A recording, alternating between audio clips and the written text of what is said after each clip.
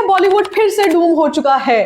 क्या 2023 में अपनी सैड वापसी के बावजूद पूरे एक साल के अंदर अंदर ही वापस बॉलीवुड के लाले पड़ चुके हैं? इस वक्त पर क्या केवल घटिया कंटेंट ही है जिसकी वजह से बॉलीवुड एक बहुत बड़े क्राइसिस में आ चुका है, या और भी कुछ ऐसे अंडरलाइन रीजंस हैं जिनकी वजह से आज बॉलीवुड बहुत बड़ी मुसीबत में आ चुका है? इन सभी रीजंस को अनफोल्ड करने वाले हैं, साथ साथ में तरन आदर्श के उस एक्सप्लोसिव आर्टिकल का पार्ट 2 मैं आपसे डिस्कस करने वाली हूं, जिसमें मैं आपको बहुत सारी ऐसी बातें बताऊंगी जो शायद इससे पहले आपको पता भी नहीं थी कि कैसे बॉलीवुड स्कैंडलस एक्टिविटीज में पड़ चुका है और कैसे इस वक्त पर बॉलीवुड का फ्यूचर केवल और केवल खतरे में नजर आ रहा है। लेकिन सबसे पहले बात करते हैं साल 2023 की, जो आज तक की हिस्ट्री में शायद बॉलीवुड के लिए सबसे लकी ईयर बताया जाता है।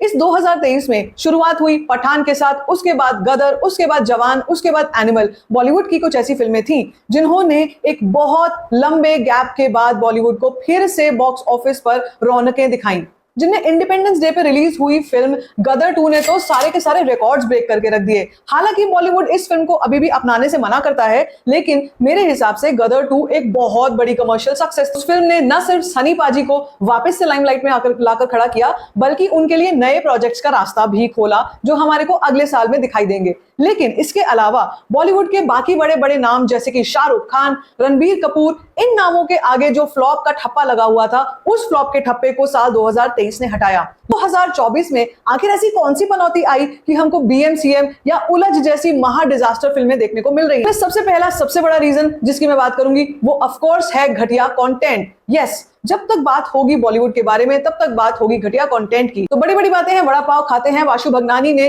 अपनी फिल्म बड़े मियां छोटे मियां की रिलीज के वक्त पर 1100 करोड़ की कलेक्शन का दावा किया था, लेकिन उस फिल्म ने बॉक्स ऑफिस पर पानी भी नहीं मांगा। कुछ ऐसा ही हाल रहा है हाल ही में रिलीज हुई 2 फिल्मों का, जिनका नाम है औरों में कहां दम था और उलझ। इन दोनों ही फिल्मों के घटिया कंटेंट की वजह से लोगों ने इन दोनों के ऊपर उंगलियां उठानी शुरू कर दी हैं। स्पेशली फॉर औरों में कहां दम था, जिस फिल्म में इतनी स्ट्रॉन्ग स्टार कास्ट थी लेकिन उसको पूरी तरीके से वेस्ट होते हुए दिखाया गया है। जब हम उलझ की बात करते हैं तो नेपो किड जानवी कपूर के होते हुए भी फिल्म को बिल्कुल भी अच्छी ओपनिंग नहीं लगी और इस साल में यह जानवी कपूर की दूसरी डिजास्टर फिल्म में शामिल हो गई। इससे पहले उन्होंने मिस्टर एंड मिसेस माही जैसी फिल्म करी थी, जिसका कंटेंट फिर भी शायद ओटीटी के लायक था, लेकिन उलझ को लेकर लोगों का केवल इतना ही कहना है कि आखिर इस फिल्म को बनाया ही क्यों। जानवी कपूर की इस साल में एक साउथ की फिल्म आ रही है जिसका नाम है देवरा, जिसको लेकर एक्साइटमेंट ऑडियंस में बहुत ही ज्यादा है। लेकिन बॉलीवुड की जहां तक बात आती है, बॉलीवुड फिल्मों की बात आती है, तो ऑडियंस इस चीज को 100% अच्छे से समझ चुकी है कि बॉलीवुड अच्छा कंटेंट कभी भी प्रोड्यूस नहीं कर सकता। मगर सोचने वाली बात यह है कि क्या केवल यही रीजन था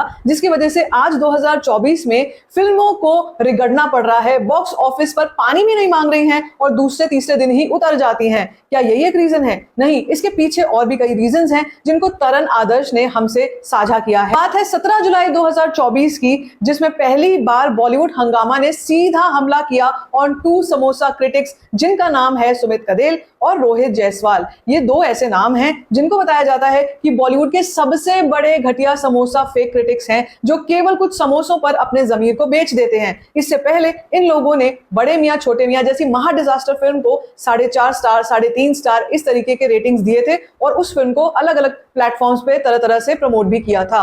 उसके पीछे का रीजन भी यही बताया जाता है कि केवल और केवल समोसास के दम पर इन्होंने ऐसा किया था। इसके बाद रीसेंट एग्जांपल था कल की रिलीज का, जिस टाइम पर इन दोनों समोसा क्रिटिक्स ने जमकर इस फिल्म की बुराई करी थी, लेकिन जनता सब जानती है कि उस फिल्म का लोगों ने कितना बढ़िया स्वागत किया। और लेकिन कहानी दोस्त यहां पर खत्म नहीं होती है, कहानी तो इसके आगे भी बढ़ी और कहानी में तरन आदर्श ने एक और तड़का मारा 26 जुलाई 2024 को, जब उसी अपने आर्टिकल का पार्ट 2 रिलीज किया। इस पार्ट 2 की बात सुनिए, इस पार्ट 2 के हाईलाइट सुनिए। सबसे पहली चीज जो उन्होंने यहां पर उजागर करी है वो है बाइंग व्यूज। क्या मतलब है बाइंग व्यूज का? बाइंग व्यूज का एक्चुअली मतलब है कि किस तरीके से बॉलीवुड के प्रोड्यूसर्स अपनी फिल्मों के ट्रेलर्स और सॉन्ग्स के व्यूज को बाय करते हैं और उसके बाद उन नंबर्स को प्रोजेक्टेड दिखाते हैं। साफ तौर पर बॉलीवुड को ही इंडिकेट करके बताई है तरन आदर्श ने। यहां पर कुछ हेटर्स ये बोल सकते हैं कि ऐसी कुछ प्रैक्टिसेस तो हमने साउथ की फिल्मों में भी देखी हैं, उनके बारे में भी सुनी है, लेकिन यहां पर जिस तरीके से से खुलासा चल रहा था, जिस तरीके से बात हो रही थी, वो केवल और केवल बॉलीवुड की ही बात हो रही थी।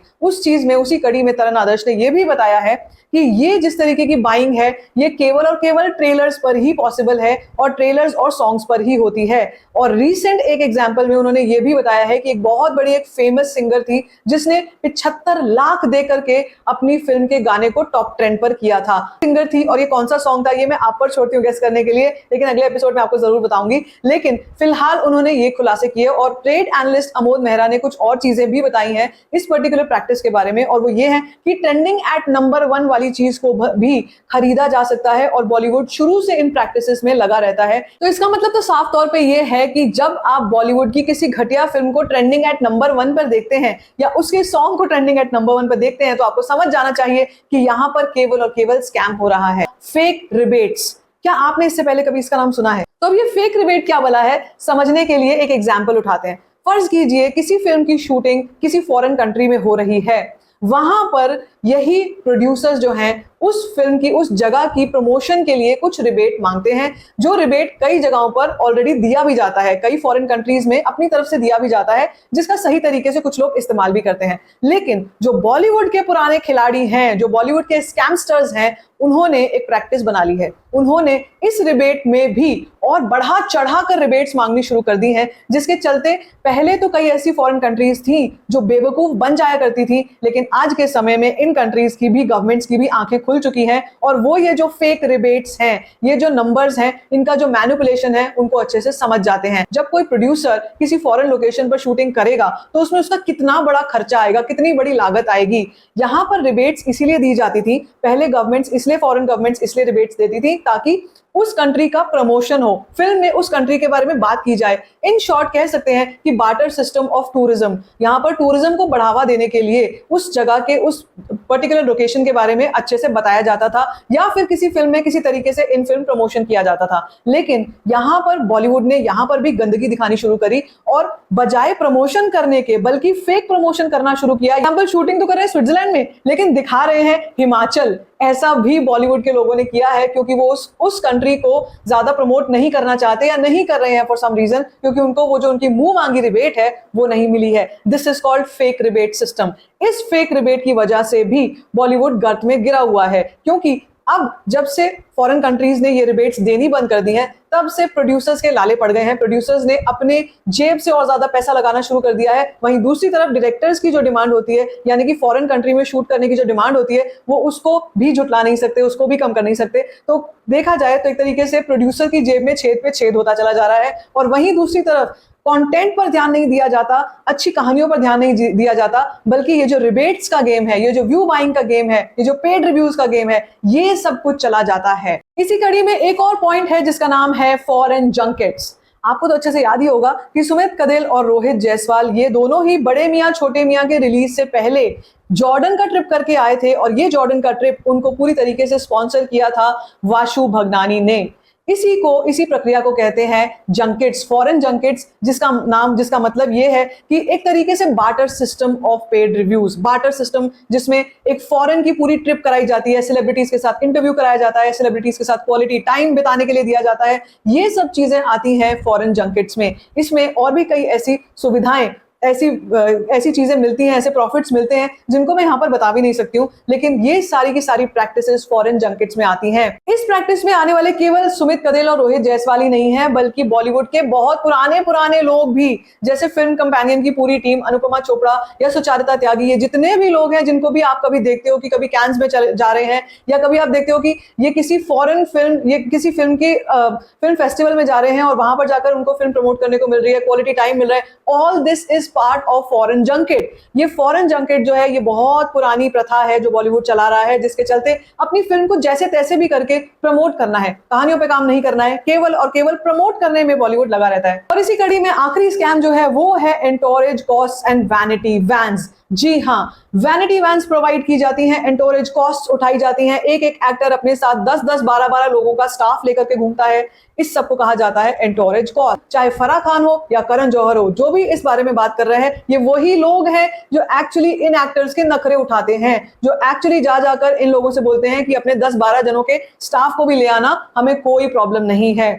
और इसी के चलते बॉलीवुड की जो ये प्रैक्टिसेस हैं ये और भी ज्यादा डीप रूटेड होती चली जा रही हैं। आप सोचिए, नेपो किड्स जिनकी कोई वैल्यू नहीं है, कोई नेटवर्थ नहीं है, कोई बॉक्स ऑफिस पर कोई वर्थ नहीं है, लेकिन उनके साथ 2-2 लाख पर डे की वैनिटी वैन्स, वो भी एक नहीं, दो नहीं, 3-3 वैनिटी वैन्स चलती हैं। इनमें टाइगर श्रॉफ हो सकते हैं, इनमें जानवी कपूर हो सकती है, इनमें सारा अली खान हो सकती है। ऐसे एक्टर्स जो बेहद क्लासिस्ट हैं, ऐसे एक्टर्स जो केवल और केवल वैनिटी वैन्स में रहते हैं, उनके साथ साथ में ये कॉस्ट जो है वो साथ साथ में चलकर चली आती है, जिसकी वजह से प्रोड्यूसर या फिल्म का पूरा जो क्रू है वो इन्हीं के आगे पीछे घूमता रह जाता है। कहानी गई भाड़ में, कंटेंट गया भाड़ में, जनता गई भाड़ में, जनता का टेस्ट गया भाड़ में। उलझ जैसी फिल्म में इंडिया पाकिस्तान दिखा देंगे और हो जाएगा, फिल्म आराम से सुपर डुपर हिट हो जाएगी। तो कुछ ऐसी मैल प्रैक्टिसेस हैं जो बॉलीवुड की तरफ से हो रही हैं, और इन्हीं मैल प्रैक्टिसेस की वजह से आज बॉलीवुड बहुत बड़ी मुश्किल में आ चुका है, क्योंकि वो एक ऐसे दलदल में है जिससे बाहर निकलना मुश्किल ही नहीं, नामुमकिन है। तो आपको क्या लगता है, क्या बॉलीवुड कभी इस दलदल में से निकल सकता है? आपको क्या लगता है कि क्या इस वक्त पर बॉलीवुड की फिल्मों को कंटेंट के ऊपर ध्यान देने की जरूरत नहीं है?